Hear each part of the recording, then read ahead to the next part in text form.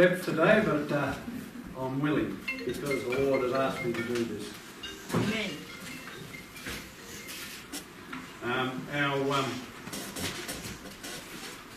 We've been doing a series on Daniel, and I was asked to do Daniel chapter 10, and today's message is will lead into chapters 11 and 12, which will be brought forward here from the pulpit in the coming weeks. So today we're talking about Daniel. I found that as I was reading the chapter, that I found that it was my passion is prayer. And I found that it resonated with me when I read the chapter today, that it was a chapter that spoke to my heart. And it also resonated with me that it was a chapter that also had parallels for the time we're in now. And so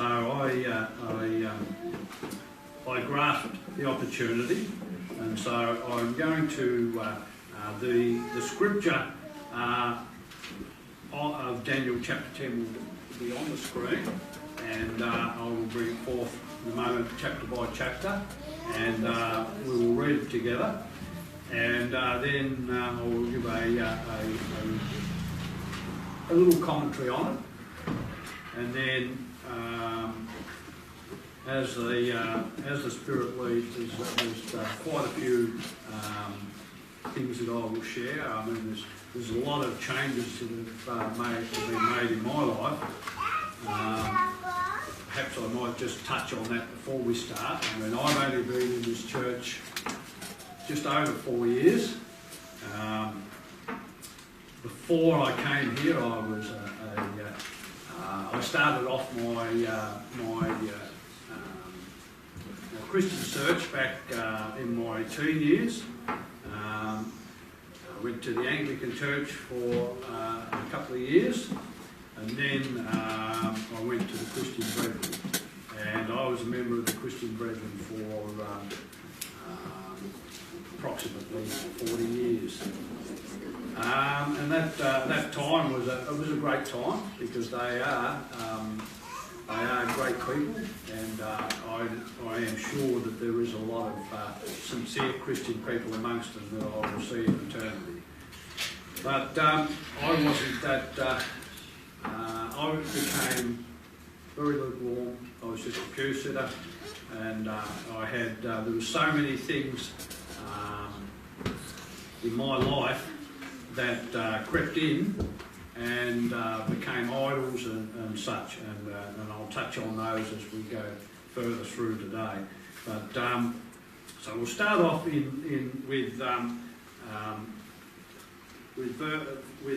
Daniel chapter 10.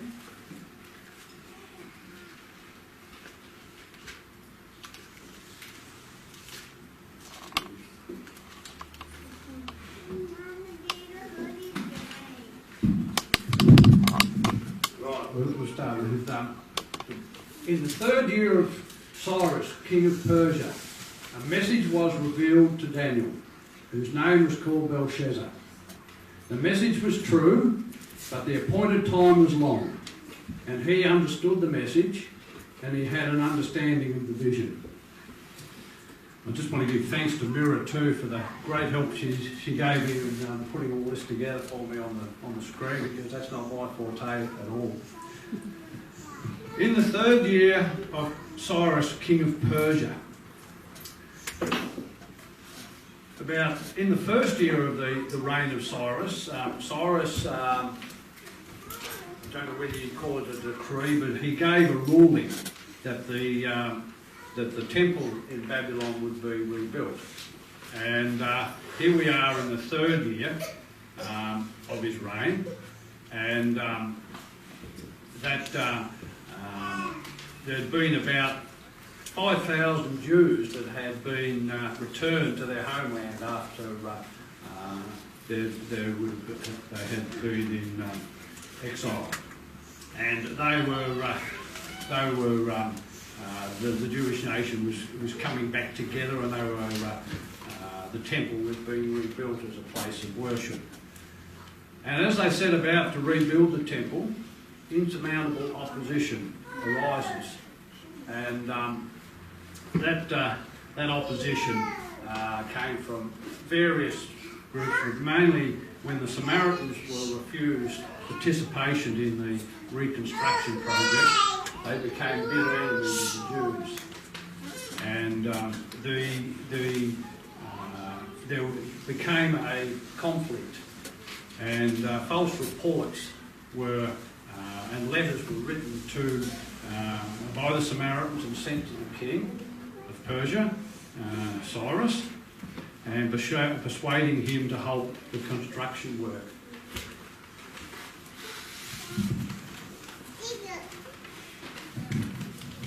In those days, I, Daniel, was mourning 3 full weeks. I had no pleasant food, no meat, or wine came into my mouth, nor did I anoint myself at all, till 3 whole weeks were fulfilled. Now, at this time, Daniel was close to 90 years of age.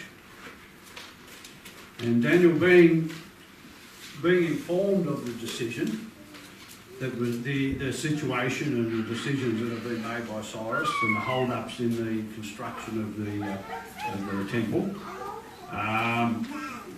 he resorted to prayer and fasting,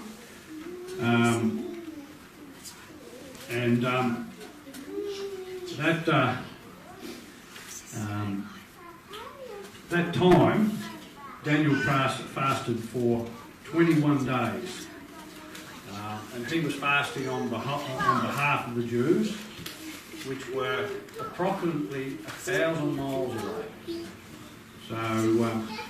So those reports had to get to Daniel. He had to be able to hear them, and it touched his heart, it burdened his heart. And he resorted to fasting and prayer, and Daniel persists in prayer, but not just prayer, intercessional prayer. He really was pleading for God to intervene. During this time, he follows a modest diet, abstaining from choice food and even anointment. Just basic staples. He was unwashed, unshaven, unkept hair, and had a burdened heart. So he really put everything into his fasting. And I'm just thinking, I mean, we've here at different times, our church has had times of fasting and prayer, and it's really only been for a day. And I believe that is something that we are, as a people, going to have to grasp more. I think that prayer and fasting is going to be an important part of our future. Our future, I believe, is not long. I don't believe that we have that much more time on earth, but that time is going to be a time of trial. It's going to be a time when we have things happen in our lives or situations in our church that are out of our control, and that we need to surrender ourselves over to the Lord to intervene on our behalf. And with fasting, I mean, fasting does not have to be saying, right, I'm not going to eat for 3 weeks, and that. It means giving up something that you hold dear, and it might be that you just go back to staples and just have just water, but it means that you're surrendering up something that's dear to you, and it's showing God that you are willing to surrender up for His intervention, for Him to be able to do all work. And fasting is not only that; it also, strangely enough, you'd think it would be the opposite. But when you fast, your mind becomes clearer. And to me that just seems contrary, but that is what it is. It's just when you fast, your mind becomes clearer. So we can see through this that Daniel was in a place where he had a clear mind, and he'd given up food, but he was really pleading his heart for the people in Jerusalem where they were rebuilding the temple, because he had a burden for it, and he was really that he couldn't be there physically, so the only way he could be there was through prayer and asking God to intervene.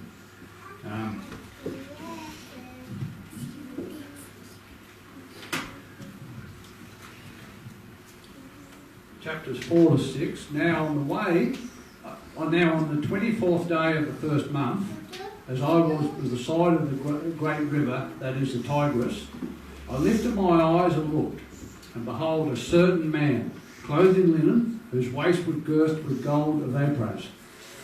His body was like beryl, his face like the appearance of lightning, his eyes like torches of fire, his arms and feet like burnished bronze in colour, and the sound of his words like the voice of the multitude. We again see that Daniel was by the side of the great river Tigris. He lifted up his eyes and looked, and before him a certain man clothed in linen and heavenly attire, and his eyes like torches of fire, and the sounds of his words were like the roaring of a vast multitudes of people.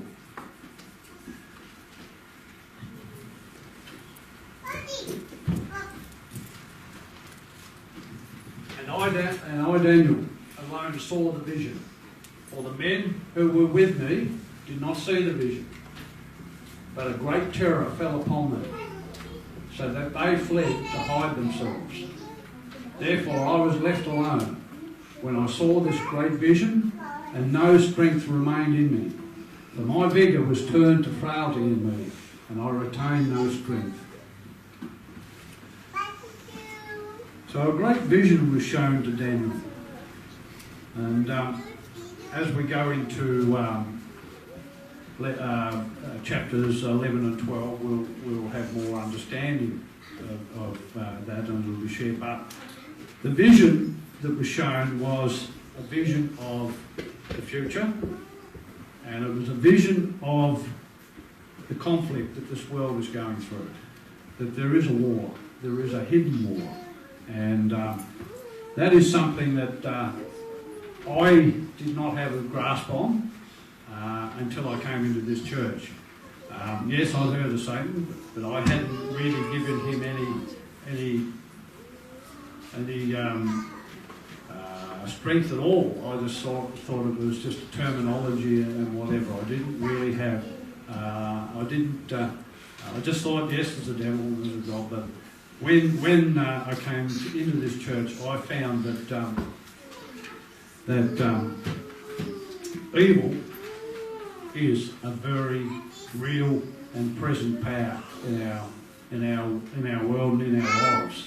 And I then realised when I started reading the scriptures that we are in a conflict. And when you start reading back in Genesis, it says that there was war in heaven, and that war came down to earth, and so it's a real vision that Daniel was shown, and he was made aware that there was a conflict, and there is hidden agendas and hidden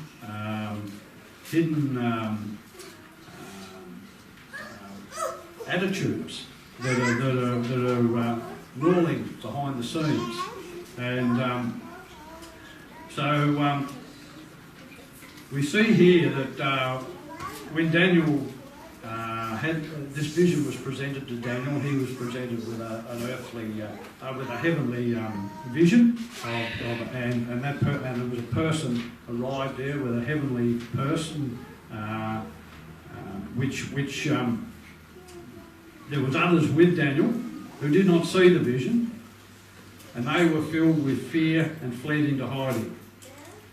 So Daniel was alone when the vision was revealed. And Daniel was drained fully of strength, and his vigour was turned to frailty. How often are we drained and our vigour? We have so much to do. I've seen people in this church that have had issues, that not of their own doing, but it's been satanic pressures that have been put upon them, and I've seen how much it can drain a person. I saw but they handed it over to God, and I saw that they were able to sustain and to be recuperated very quickly through the power of God. So Daniel was drained fully of his strength, and his vigour was turned to frailty. Yet he heard the sounds of the words, and he was in a deep sleep. Then a hand touched him, which made him tremble up onto his hands and palms.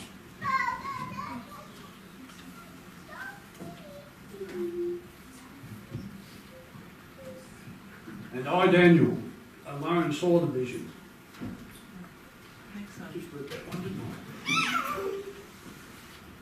I? And he said This one. You read this one now. This is the right one. This is the right one. Yet I heard the sounds of his words, and while I heard the sound of his words, I was in a deep sleep on my face, with my face to the ground. Suddenly a hand touched me, which made me tremble on my knees and on the palms of my hands.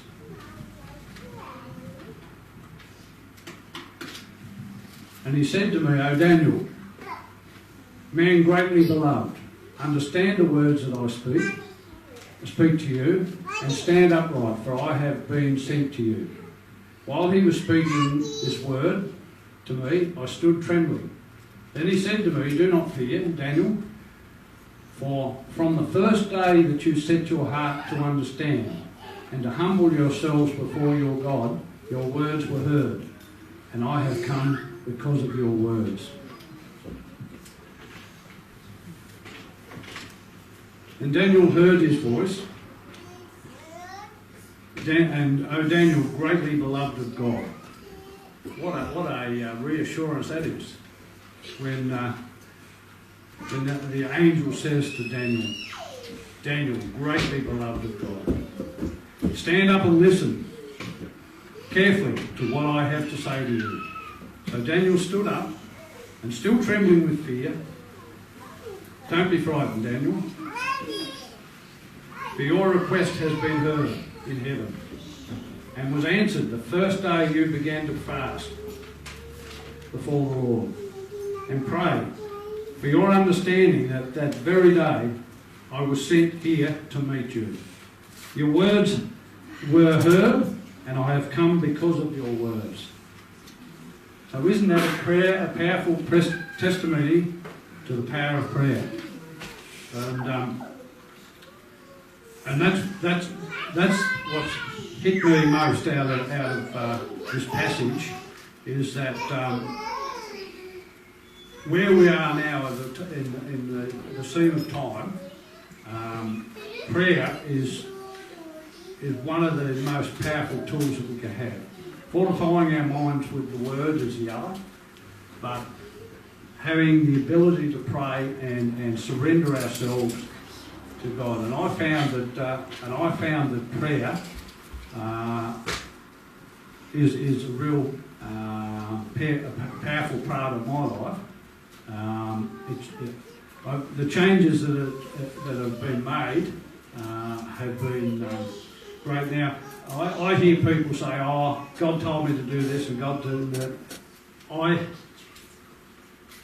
I'm sure they do, and I'm not quite sure whether it's just by the word and the verses spoke to them and God spoke to them through a verse. I just don't know. I'm not saying that it happened, but I haven't experienced that. The only experience that I've had where I heard the still voice was here in this church. we were having a prayer meeting one night, and we were praying about the things of this church, and we were praying about a ramp to go up the side of the building out here and up to the door was one option. Another option was a ramp just coming down and then round the corner. And they were options for wheelchair access for this church. And we looked at that for weeks. We prayed about it and prayed about it. And then all of a sudden in the prayer meeting, I heard this voice in my head say, put a door in the back of the building. It was clear as clear. And I got up straight away out of the meeting. I walked out to the back of the building here to look where you're saying, I said, yeah, that'll work. And that's what's happened. That ramp that is on the back of the building there was told by God that's where we would put it. And it was a lot cheaper than doing it anywhere else, but it wasn't in our mindset at all. And so that is the time when I did hear that still voice. So I did hear that voice. And it still resonates with me, and I get a real buzz out of that. I really do. And so we see here with Daniel that Daniel is really beloved by God. Well, every one of us is. And when we humble ourselves to God and come before Him, emptying ourselves of the world, God, He hears our prayers. Makes you wonder sometimes. I mean, the prayers coming from all directions, but He hears them and He acts on them. He might act on them in our timing, but He does act on them. And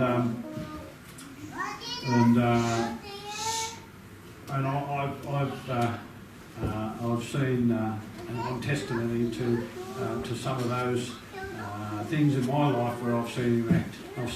And things that have happened in this church where He's acted as well.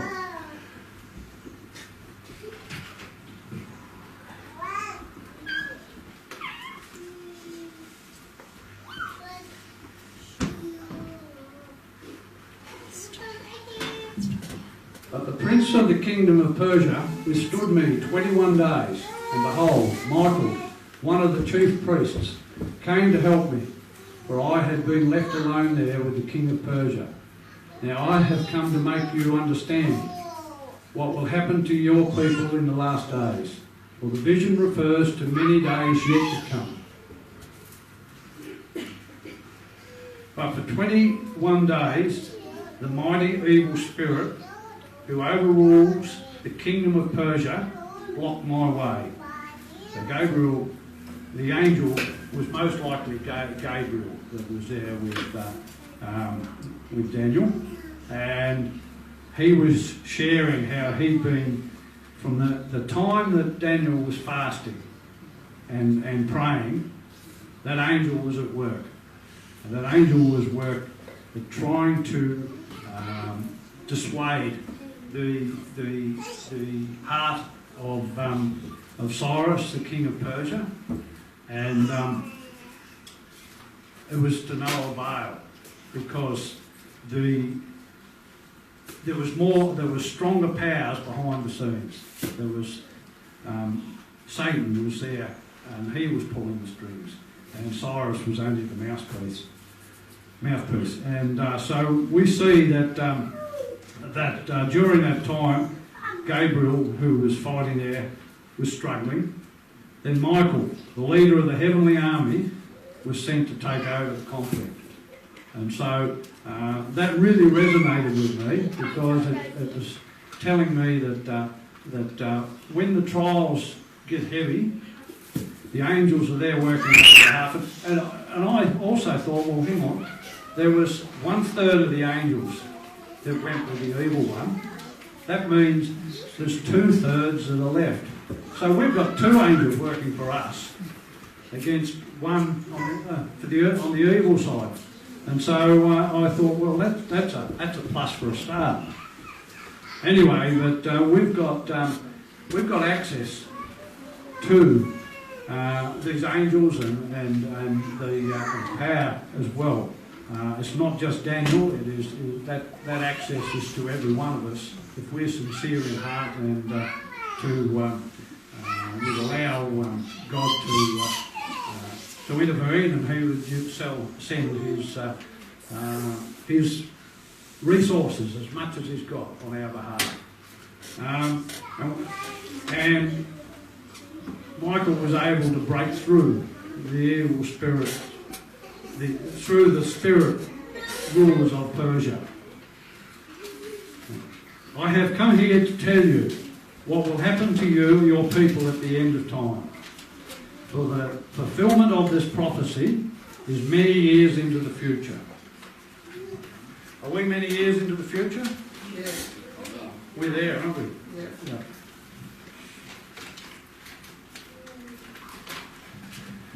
When these words were spoken, Daniel turned his face to the ground and he began speechless. Then someone that looked like a man touched his lips, and Daniel could hardly talk again. And Daniel said to the messenger from heaven, "Sir, I am terrified, but by your appearance, and have no strength. How can such a person as I even talk to you? For my strength is gone, and I can hardly breathe." Then the one who seemed to be a man touched me again, and I felt my strength return. God loves you very much, he said. Try the other microphone. It's got a red light on as well.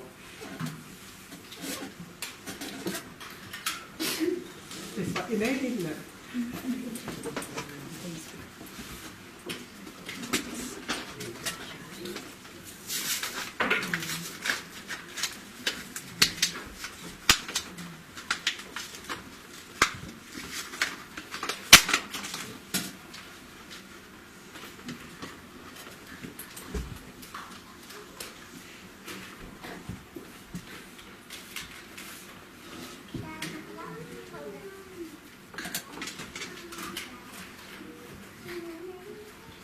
God loves you very much, he said. Don't be afraid. Calm yourselves. Be strong. Yes, strong. Suddenly, as he spoke these words, I felt stronger and said to him, "Now you can go ahead and speak, sir, for you have been strengthened."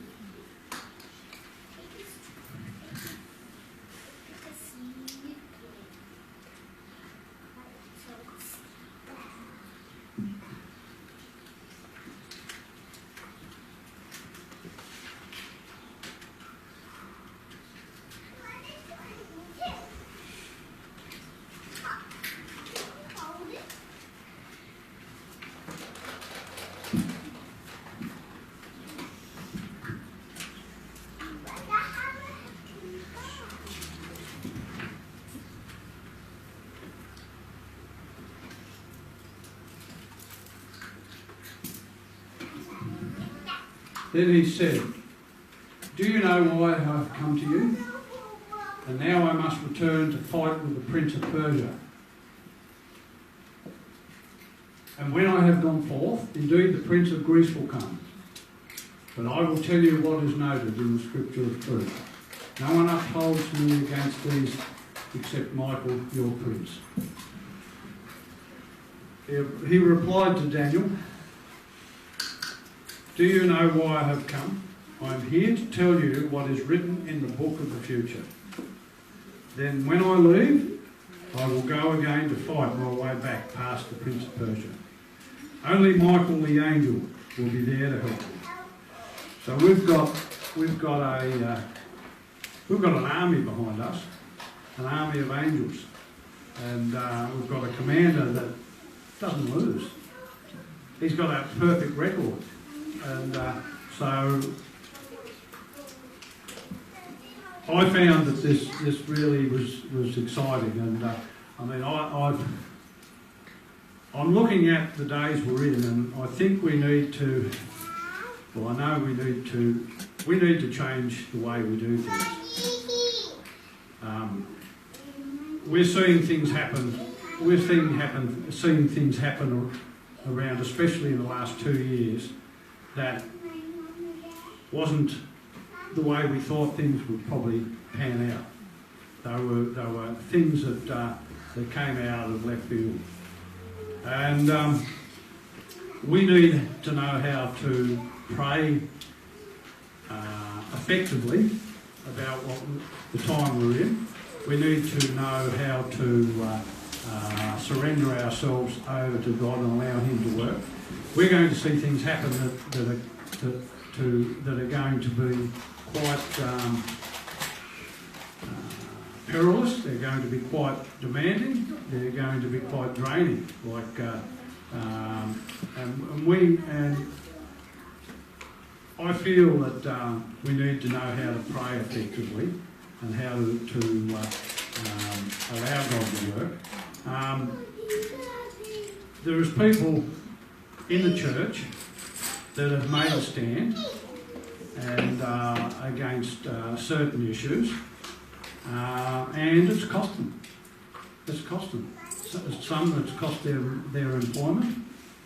Some are separated from their spouses. Some are separated from their loved ones, their children, and it started. It started, and we need to know how to pray about it and how to ask the Lord to intervene. Because one thing I'm encouraged about, we've got a family here. This church is developing into a wonderful family atmosphere, and we have unity, and it's great. It really is great.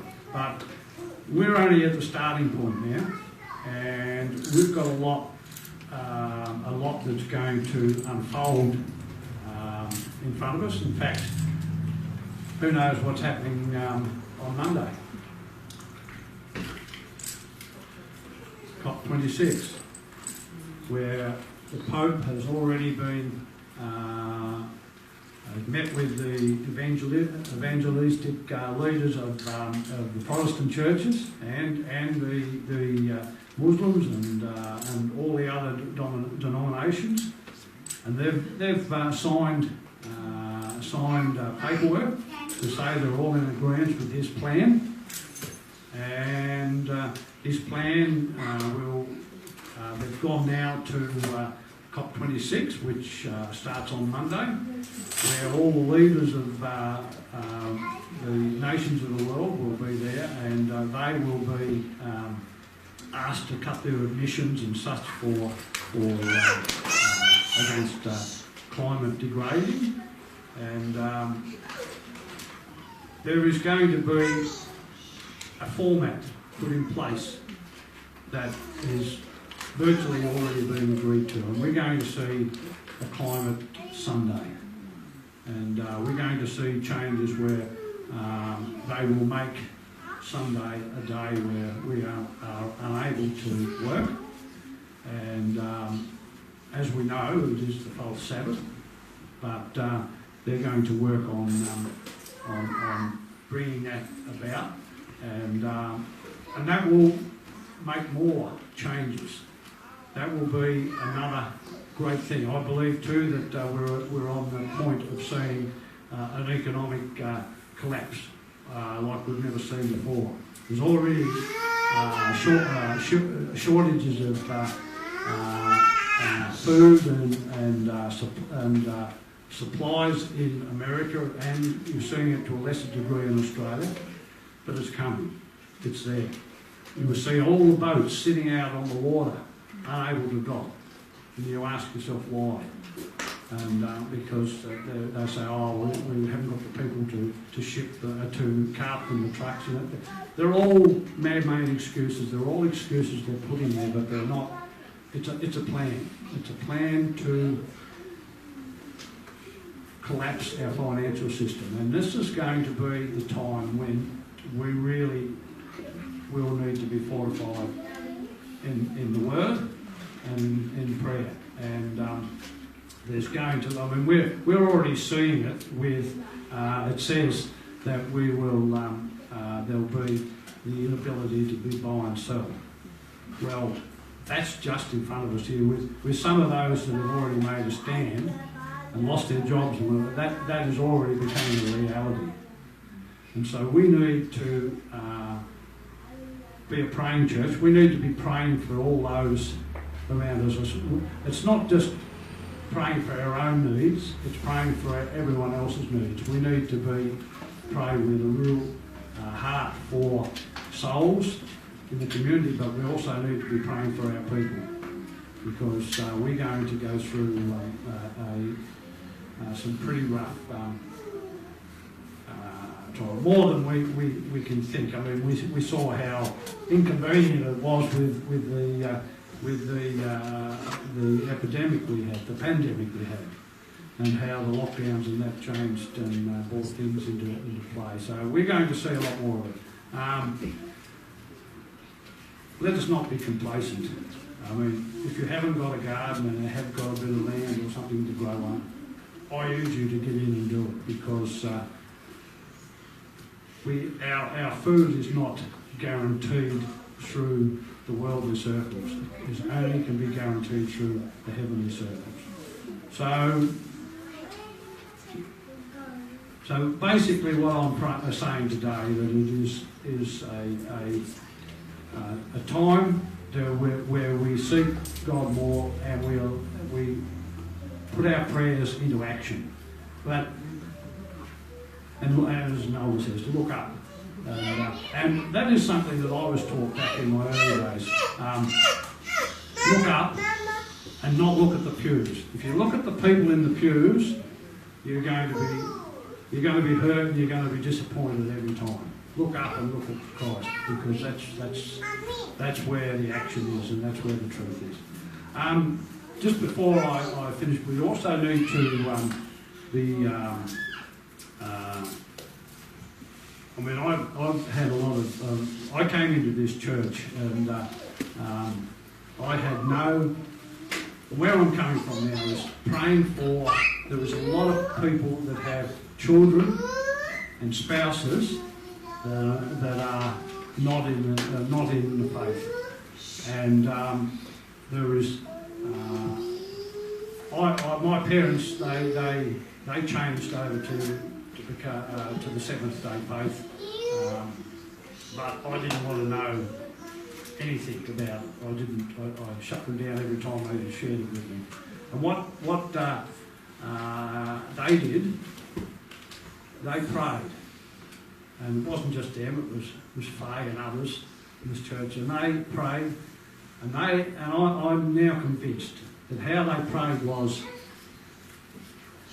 Father, show Chris, lead him to the truth. And that's how they prayed. They didn't say, well, we want to see him in the church. They put a specific prayer. Chris, and they said, Lord, we're praying for Chris, lead him to the truth and the understanding of truth. Now, what happened was, I as I said, my parents, every time I went to my parents' place, they were telling me about the Seventh-day Adventist Church, and I didn't want to know. I said, you're lost, because I've always been a Sunday kid. And I said, you're way off track. But through the power of their prayers, my mindset was changed. And I came to a point where I realised that things in the world were going in a direction I didn't like. And I asked that, I started praying each morning in the chair, Lord, I want to get back into the church. I don't know where to go. I don't know which church to go to, but I'm asking that you will show me where the truth is. You will lead me to a church that preaches the truth. And I came, one Sabbath morning, I came in the driveway, parked my car, came to the door, walked in the door. No one knew I was coming. I was totally unannounced. I sat in the pew and I loved it. And this is something that I was talking to Pastor David about it last night. I was saying, when I came to this church, I came in, I accepted the Sabbath instantly. Within a week, I accepted it as the truth. And yet I'd fought it all those times my parents went to share to me. And he said, and it wasn't something that the Lord had to do quickly, step by step. I accepted every bit of it within a very short time. And that to me was a real hand of God.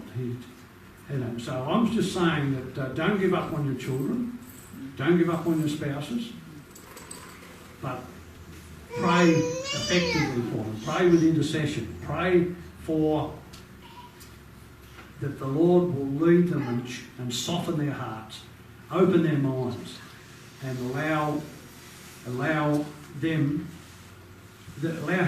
to work on their hearts, and then you will have the pleasure of having them sitting next to you in church if that's His will. So that's what I'm sharing today. I'm just going to have a closing hymn, 248, and then we'll close off in prayer. So 248.